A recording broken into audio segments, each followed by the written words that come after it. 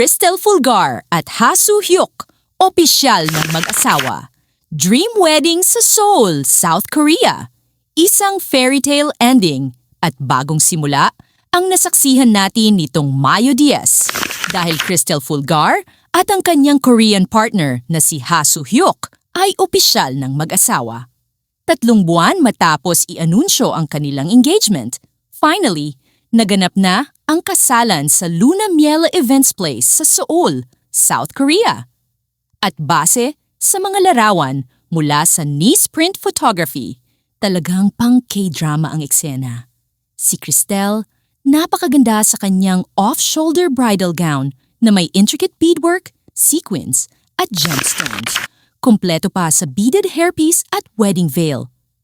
Talagang glowing bride. Si Soohyuk naman, elegante sa kanyang classic black tuxedo na may corsage.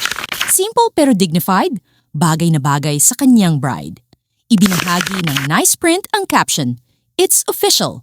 Just married a Cristel Fulgar and Soohyuk. Wedding in Seoul, South Korea." At sa bawat kuha, ramdam ang kilig, respeto at pagmamahalan ng bagong kasal. Makikita rin ang ilang fun snaps sa photo booth mula sa At Momento Photo Booth MP kung saan caption pa nila, "The Newlywed." Para sa mga fans ni Cristel, mula sa going bulilit hanggang sa pagiging vlogger, singer at content creator, ito ay isang special na sandali na masayang-masayang ibinabahagi ng lahat. Cristel and Soohyuk, congratulations! May your love continue to grow deeper.